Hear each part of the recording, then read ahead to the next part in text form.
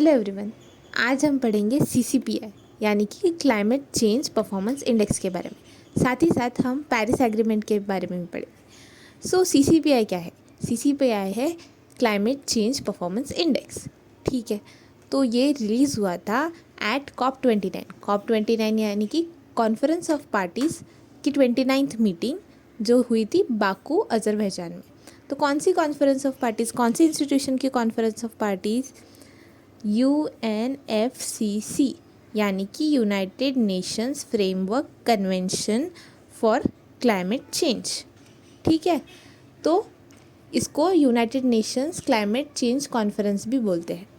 तो इस मीटिंग में बाकू में जो हुई थी अज़रबैजान में, वहाँ पे climate change performance index release किया गया। ठीक है, तो देखते हैं इसको पब्लिश कौन करता है। पब्लिश किया जाता है बाय 3 डिफरेंट इंस्टीट्यूट्स। ये तीनों मिलके करते हैं। ग्रीन वॉच नाम का institute, then new climate institute और क्लाइमेट एक्शन नेटवर्क। तीनों क्लाइमेट से रिलेटेड है, green watch, new climate institute और क्लाइमेट एक्शन नेटवर्क। तो ये तीनों मिलके ये इंडेक्स रिलीज़ करते हैं, पब्लिश करते हैं और हर साल करते हैं। कब से? सिंस 2005, मतलब अभी 20 साल होने आ रहे। ठीक है, तो 2005 से ये रेगुलरली ये इंडेक्स पब्लिश करते हैं। ठीक है, अभी ये होता क्या है एक्चुअली? क्लाइमेट चेंज के मतलब क्लाइमेट चेंज जो हो रहा है, ठीक है, इस पे कंट्रीज़ क्या एक्शन ले रही है, क्या नहीं, कंट्रीज़ का परफॉर्मेंस कैसे है, इस पे ये क्या बोलते हैं ना, रैंकिंग करता है इसके बेसिस पे। ठीक है, तो ये एक इंस्ट्रूमेंट है जो कि इनेबल करता है transparency in national and international climate politics. मतलब क्लाइमेट को लेके जो पॉलिसी बन रही है नेशनल या इंटरनेशनल लेवल पे, ये सबके सामने ले आता है और ये एक मौका देता है बाकी की कंट्रीज़ को भी कि एक दूसरे से सीखें। ठीक है, तो CCPI uses a standard framework to compare the climate performance of कितने countries? 63 countries plus the European Union. इन सारे लोगों का कंपेयर करता है क्लाइमेट चेंज परफॉर्मेंस और उसके बेसिस पे रैंकिंग देता है। ये जो कंट्रीज़ है 63 कंट्रीज़ और यूरोपियन यूनियन, इन सब का मिला के ही total over 90% of global green house gas emissions हो जाता है। मतलब दुनिया में जितने ग्रीन हाउस गैस इमिशंस हो रहे हैं उसके ओवर 90% सिर्फ ये कंट्रीज़ रिलीज़ करती है, 63 कंट्रीज़ और यूरोपियन यूनियन मिलके।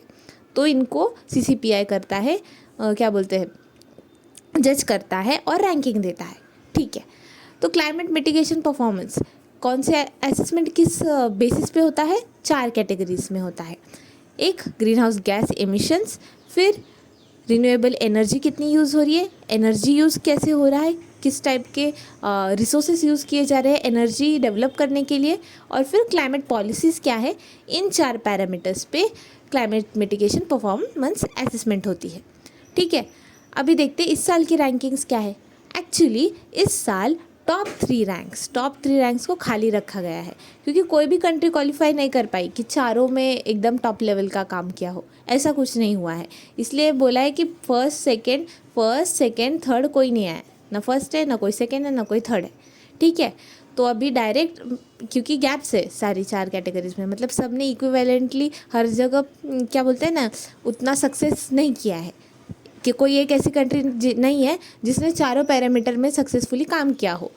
तो अभी बाद में 4th नंबर पे कौन आता है? 4th नंबर पे आता है डेनमार्क, 5th पे नेदरलैंड्स, 6th पे UK। So Denmark, Netherlands and the UK। ठीक है, इंडिया की रैंक क्या है? इंडिया की रैंक है 10th। इंडिया की 10th रैंक है इन दिस इंडेक्स 2025 की। लास्ट ईयर हमारी 7th रैंक थी, 7, तो हमारा अभी नीचे गिर गया है 10th रैंक पे। मतलब इम्प्रूवमेंट तो नहीं हुआ है बट स्टिल हम लास्ट 6 साल से 6 कॉन्जिक्यूटिव ईयर्स 6 लगातार 6 सालों से हम टॉप 10 में हैं। तो ये कुछ सेटिस्फाइंग चीज़ है थोड़े बहुत, लेकिन लास्ट ईयर से हमारा रैंक डिप्रूव हो गया, 10th पे आ गए। फिर इस रिपोर्ट के हिसाब से major green house gas emitters कौन कौन है? चाइना जिसका रैंक है 55th और USA जिसका रैंक है 57th। अभी चाइना का रैंक 55th है और इसको major green house gas emitter क्यों बोला गया है?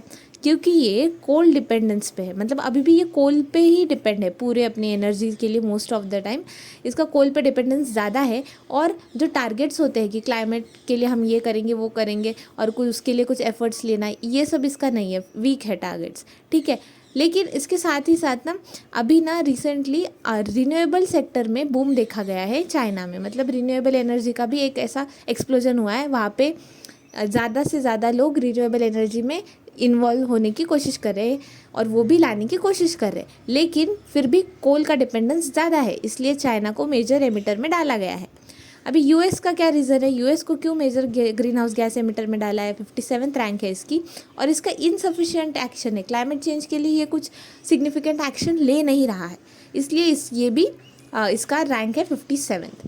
बाकी के लो परफॉर्मिंग कंट्रीज़ देख लेते हैं कौन कौन है। 59th है अर्जेंटीना। अभी अर्जेंटीना का हम क्यों पढ़ रहे हैं, ये क्या इंपॉर्टेंट क्यों है, एक्चुअली अर्जेंटीना ने विड्रॉ कर लिया था COP29 से, फॉर्मली ये निकल गया COP29, यानी जो कि अजरबैजान बाकू में हुई वो कॉन्फ्रेंस में ही नहीं गया, ठीक है, विड्रॉ कर लिया और शायद से पेरिस एग्रीमेंट को भी एग्जिट कर दे। अभी पेरिस एग्रीमेंट क्लाइमेट चेंज के लिए कुछ कंट्रीज़ ने मिलकर साइन किया हुआ एक एग्रीमेंट है जो कि कुछ लीगली बाइंड करता है नेशंस को एक दूसरे की हेल्प करे और ग्लोबल टेम्परेचर को एक लेवल के बियॉन्ड ना जाने दे, ठीक है। इसके बारे में हम और डिटेल में अभी पढ़ेंगे, पहले ये ख़त्म कर लेते हैं, ठीक है। तो ये एग्रीमेंट में है अर्जेंटीना, लेकिन अर्जेंटीना शायद इसमें से भी निकल सकता है। इन्होंने ऑलरेडी COP29 से विड्रॉ कर लिया था फॉर्मली। तो कौन सा कंट्री है ये, अर्जेंटीना, ठीक है।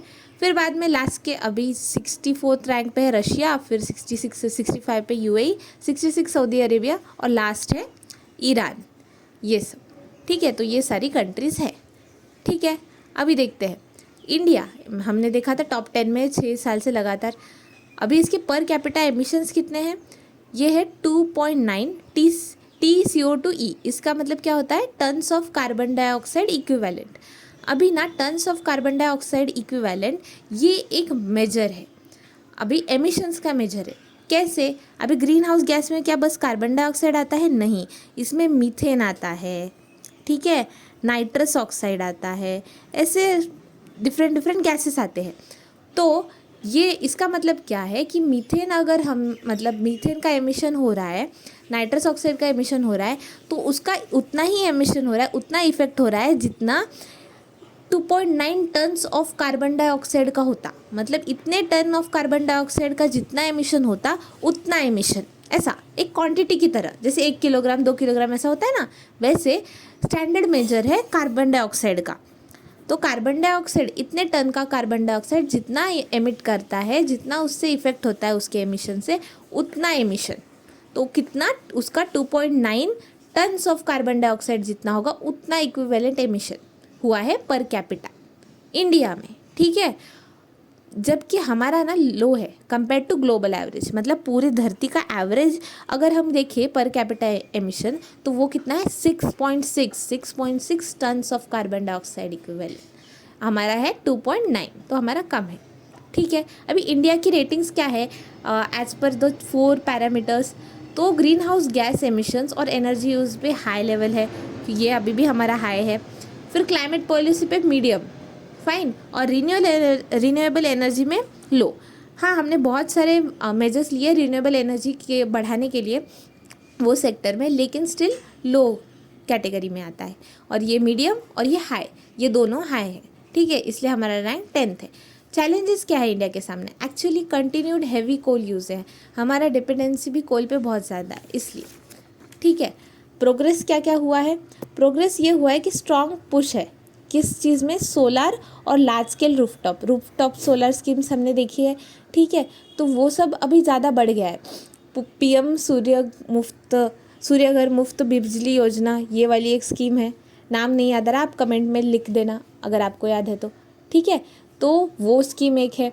फिर growth in EVs, electronic vehicles में ग्रोथ देखने को मिली है एनर्जी एफिशिएंसी में, तो ये प्रोग्रेस हुआ है इंडिया के इसमें। अभी हम लोग ने टारगेट्स क्या रखे, इंडिया के टारगेट्स क्या है, नेट ज़ीरो एमिशन बाय 2070, 2070 तक हमें नेट ज़ीरो एमिशंस करने हैं, मतलब हमारा एमिशंस उतने होने चाहिए। फिर reach 500 gigawatt of non fossil energy capacity by 2030 तक हमें अपनी एनर्जी कैपेसिटी को, रिन्यूएबल एनर्जी कैपेसिटी इतनी बढ़ानी है, ठीक है। एक्चुअली ये दो जो टारगेट्स है ना, ये हमने COP26 में, जो यूनाइटेड नेशन एनुअल कॉन्फ्रेंस होती है क्लाइमेट चेंज की, जो COP26 हुआ था ग्लासगो यूके में, यूनाइटेड किंगडम में, उसमें इंडिया ने दिए थे पंचामृत, यानी कि उसके 5 गोल्स दिए थे, इंडिया के 5 गोल्स। तो वो वाले गोल्स के 2 टारगेट्स है ये, ठीक है। तो ये हमारे ऑलरेडी टारगेट्स है जो हमने कब सेट किए थे, COP26 कब हुआ था बाय द वे, 2021 में। तो ये इंडिया ने तब पंचामृत बोल के ये 5 गोल सेट किए थे, ठीक है। अब ये UNFC दोबारा आ गया ना, UN United Nations framework convention और फॉर क्लाइमेट चेंज। तो ये है, ये इसका हेडक्वार्टर कहाँ पे है, बॉन जर्मनी। ये बॉन नाम की जगह है जर्मनी में, वहाँ पे है इसका हेडक्वार्टर, सेक्रेटेरिएट, ठीक है। अब इसे ये पूछ लेते हैं एग्जाम में, बॉन जो शहर है ये कहाँ पे है, ये राइन रिवर पे है, राइन नाम की नदी है जो कि एल्प से निकलती है और नॉर्थ सी में जाके गिरती है, उस नदी पे ये शहर है। तो ये एग्ज़ाम से पूछ लिया जाता है, बॉन इज़ ऑन राइन रिवर, ठीक है। तो इसका हेडक्वार्टर है बॉन जर्मनी, ठीक है। अभी और क्या है, ये इंडेक्स ने सजेस्ट किया है इंडिया को कि आप स्ट्रॉन्गर NDCs बनाओ, मतलब और सेक्टर वाइज एमिशन कट्स बढ़ाओ, मतलब हर सेक्टर पे एमिशंस कितने होने चाहिए इसका लेवल डिसाइड करो, ऐसा। तो ये सब बोला है। तो NDCs क्या होते हैं, एक्चुअली NDCs ना हर एक कंट्री का एक क्या बोलते हैं, नेशनली डिटरमाइंड कंट्रीब्यूशन है। तो ये होता क्या है, नेशनली डिटरमाइंड कंट्रीब्यूशन, इसका लेना देना है किससे, पेरिस एग्रीमेंट से। एक्चुअली पेरिस एग्रीमेंट के आर्टिकल 4 पैराग्राफ 2 बोलता है, रिक्वायर करता है, मतलब हर किसी को मैंडेटरी है, जो लोग ने पेरिस एग्रीमेंट साइन किया है और इंडिया ने भी साइन किया है, तो वो ईच पार्टी को बोलता है कि आप प्रिपेयर करो और कम्युनिकेट करो और मेंटेन करो successive nationally determined contributions that it intends to achieve. अब पोस्ट 2020 क्लाइमेट एक्शंस, 2020 के बाद जो भी क्लाइमेट एक्शंस आप ले रहे हो, आपको लेने हैं, आपके कुछ गोल्स डिसाइडेड है, तो वो आप प्रिपेयर करो और हमें बताओ, और उसके लिए कंट्रीब्यूशन क्या क्या होगा आपका, ताकि क्लाइमेट सुधर सके, और आप क्या क्या इंटेंड करते हो अचीव करने के लिए, ये सब आप मेंटेन करो इसमें, और वो होगा अपना आपका नेशनली डिटरमाइंड कंट्रीब्यूशन, ठीक है। तो ये हर 5 साल में सबमिट करना पड़ेगा किसको, UNFCCC के सेक्रेटेरिएट को। हमने देखा वो कहाँ पे है, बॉन जर्मनी में, ठीक है। और हर 5 साल में आपको ये बना के देना है और इसके लिए काम भी करना है। और हर 5 साल में आप दोगे ना, तो सपोज करो पहला दिया 2020 में, फिर 2025 में, फिर 2030 में, तो ऐसा नहीं, इसमें जो टारगेट्स दिए तो उसके बाद थोड़ा और अचीव हायर, मतलब हाई एम करो थोड़ा सा, और इससे थोड़ा प्रोग्रेशन दिखना चाहिए आपके टारगेट्स में, ये सब भी बोला गया है, ठीक है। अभी ये ना पेरिस एग्रीमेंट में वर्किंग में आता है, ठीक है। तो पेरिस एग्रीमेंट काम कैसे करता है, तो एक तरह का है नेशनली डिटरमाइंड कंट्रीब्यूशन का, दूसरा होता है इसका मैकेनिज्म लॉन्ग टर्म मैकेनिज्म। अभी ये तो 5 साल में रिन्यू हो रहा है, ऐसा हो गया ना, तो लॉन्ग टर्म के लिए एक होता है LTLEDs। तो ये क्या है, लॉन्ग टर्म लो green house gas emission development strategies, long term लो green house gas emission development strategies. ये एक्चुअली लॉन्ग टर्म में आप क्या क्या करोगे, ये सब है, ये वाले प्लान्स होते हैं क्लाइमेट एक्शन के, ये 5-5 साल के प्लान्स होते हैं, ठीक है। ये मैंडेटरी है, नेशनली डिटरमाइंड कंट्रीब्यूशन मैंडेटरी है, लेकिन लॉन्ग टर्म जो low green house gas emission development strategies है, ये मैंडेटरी नहीं है, ठीक है, ये मैंडेटरी नहीं है बाय पेरिस एग्रीमेंट। आप देखोगे कि पेरिस एग्रीमेंट के बारे में अभी देख ही लेते हैं, ये ना लीगली बाइंडिंग होता है, देखो इसलिए मैं बोला ना मैंडेटरी है, तो ये लीगली बाइंडिंग इंटरनेशनल ट्रीटी है, इंटरनेशनल ट्रीटी है, लेकिन अगर जिसने साइन किया उस पर बाइंडिंग हो जाएगी, legally binding on climate change, treaty on climate change, ठीक है। तो इसको अडॉप्ट किया है कितने कंट्रीज ने, 195 पार्टीज़ ने, तो 195, उसमें से 194 कंट्रीज़ है और एक अपना यूरोपियन यूनियन, तो 194 countries plus European union. United nation के सारे मेंबर क्या पेरिस एग्रीमेंट का पार्ट है, क्या सबने ही इसको अडॉप्ट किया है, नहीं, एक्चुअली 3 देश है। तो ये याद रखना, एग्जाम में स्टेटमेंट में पूछ लेता है, तो याद रखना कि नॉट ऑल UN मेंबर्स, सारे UN मेंबर्स पेरिस एग्रीमेंट का पार्ट नहीं है। ईरान, लीबिया और यमन, ये 3 देश, ईरान, लीबिया, यमन, ये UN का पार्ट तो है, लेकिन इन्होंने ये ट्रीटी रेटिफाई नहीं की है। Fine, this is very important. So moving on, ये कहाँ पे पेरिस एग्रीमेंट साइन कहाँ पे हुआ था, हम लोग ने पढ़ा है, ये 2015 का एग्रीमेंट है, ये हुआ था यूनाइटेड नेशन की क्लाइमेट चेंज कॉन्फ्रेंस COP21। कहाँ पे हुआ था COP21, पेरिस, फ्रांस, ठीक है। तो COP21 हुआ था पेरिस फ्रांस में 2015 में, वहाँ पे पेरिस एग्रीमेंट साइन किया गया था। फाइन, अभी 2015 में साइन किया था, एक साल बाद फोर्स में आ गया, मतलब तब से लागू हो गया, 2016 से लागू हो गया। इसका गोल क्या है पेरिस एग्रीमेंट का? पेरिस एग्रीमेंट का गोल है कि आप to hold the increase in the global average temperature to well below 2 degree Celsius above pre industrial levels.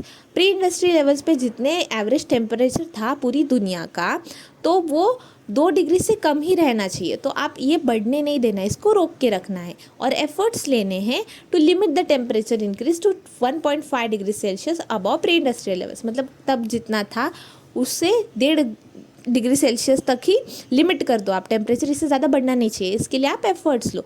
ये 2 गोल है अपने पेरिस एग्रीमेंट के। फाइन, अभी रिसेंटली क्या हो गया, फिर रिसेंट ईयर्स में क्या होने लगा, क्या लिमिट करने लगे global warming to 1.5 degree Celsius. ये कब तक बोला कि बाय एंड ऑफ सेंचुरी, ये सेंचुरी ख़त्म होने तक करना है, लिमिट करना है ग्लोबल वार्मिंग को 1.5 डिग्री सेल्सियस तक। क्यों ऐसा अचानक से बोल दिया? पहले तो ऐसा बाय एंड ऑफ सेंचुरी ऐसा कुछ नहीं था। एक्चुअली यूनाइटेड नेशन का इंटर गवर्नमेंटल पैनल है ऑन क्लाइमेट चेंज, IPCC सुना होगा आपने, inter governmental panel on climate change ने बोला कि अगर 1.5 डिग्री सेल्सियस से बढ़ गया ये, तो क्या हो जाएगा टेम्परेचर, ग्लोबल एवरेज टेम्परेचर उससे भी ज़्यादा हो गया वार्मिंग, तो सीवियर इम्पैक्ट्स देखने को मिल सकते हैं, फ्रीक्वेंट और सीवियर ड्रॉट्स देखने को मिल सकते हैं, हीट वेव्स देखने को मिल सकते हैं, हेवी रेनफॉल, सडन, कुछ किसी का टाइम नहीं, ऐसा सब हो सकता है। इसलिए अभी एंड ऑफ द सेंचुरी तक अपने को लिमिट करना है, ऐसा बोला गया है। ठीक है, तो उसके लिए क्या होना चाहिए, green house gas emission peak करने चाहिए 2025 से पहले और डिक्लाइन करने चाहिए बाय 43% बाय 2030 तक। मतलब पहले पीक करेगा, फिर कोई चीज़ ऐसा होती है ना, फिर एकदम पीक पे जाके फिर वो नीचे नीचे आती है, तो वैसा 2025 के पहले पीक करना चाहिए और फिर डिक्लाइन करना चाहिए बाय 43% बाय 2030। इसके लिए ये सब एफर्ट्स ले रहे। ठीक है, अभी ये पेरिस एग्रीमेंट है, अभी हर किसी के बस की बात तो नहीं है ना कि क्लाइमेट पे खर्चा कर सके। देखो, अगर हम देश ही गरीब है तो वो अपने डेवलपमेंट में फोकस करे कि क्लाइमेट चेंज पे फोकस करे। करेक्ट, इसलिए पेरिस एग्रीमेंट अभी लीगली बाइंडिंग है। तो क्या है पता है, इसमें ना डेवलपिंग कंट्रीज़ की हेल्प करती है, जो खुद से फाइनेंस नहीं कर पाते, क्लाइमेट फाइनेंस नहीं ले पाते, तो वो कंट्रीज़ कैसे सपोर्ट करती है ईच अदर, सबको कैसे सपोर्ट करती है, 195 पार्टीज़ कैसे ये फाइनेंस के सेक्टर में पैसे वगैरह दे के, टेक्नोलॉजी भी अच्छी खासी देती है और फिर कैपेसिटी बिल्डिंग, ये 3 सेक्टर्स में हेल्प करते हैं कंट्रीज एक दूसरे को, फाइनेंस, टेक्नोलॉजी और कैपेसिटी बिल्डिंग। ठीक है, फिर अभी पेरिस एग्रीमेंट लीगली बाइंडिंग है, तो एक चीज़ चाहिए ना जो इसको मॉनिटर कर सके कि प्रोग्रेस हो भी रहा है कि नहीं, ट्रैक करने के लिए। तो इसका एक ट्रैकिंग प्रोग्रेस के लिए क्या है, ETF है। ETF मतलब एनहांस ट्रांसपेरेंसी फ्रेमवर्क। ये अभी अभी बोला है कि 2024 में आए, तब जाके प्रोग्रेस ट्रैक करने के लिए एक चीज़ बनाई, एक फ्रेमवर्क बनाए, एनहांस ट्रांसपेरेंसी फ्रेमवर्क। तो इसमें क्या होता है कि इसमें ना बोलते हैं कंट्रीज़ को कि आप रिपोर्ट दो हमें, आपने जो जो किया है उस पर, उसका क्या सक्सेस हुआ, क्या फ़ायदा हुआ, नहीं हुआ, कंट्रीज़ से आपने कैसे मदद ली, किसने आपको कितना फाइनेंस दिया, ये सब आप रिपोर्ट करो और इसमें ट्रांसपेरेंसी एक्सपेक्टेड है, तो ट्रांसपेरेंटली करो। ऐसा ये था फ्रेमवर्क फॉर पेरिस एग्रीमेंट। ठीक है, so that's it for the day. आज हमने पढ़ा क्लाइमेट चेंज परफॉर्मेंस इंडेक्स के बारे में, जो कि रिलीज़ किया गया था COP29 पे, और उसको पब्लिश कौन करता है, green watch, new climate institute, climate action network. और इसके बारे में हमने पढ़ा कि इंडिया का 10th रैंक है, और बाकी के कंट्रीज़ के बारे में भी पढ़ा, और हमने थोड़े बहुत पेरिस एग्रीमेंट के बारे में भी पढ़ लिया। So that's it for the day, thank you.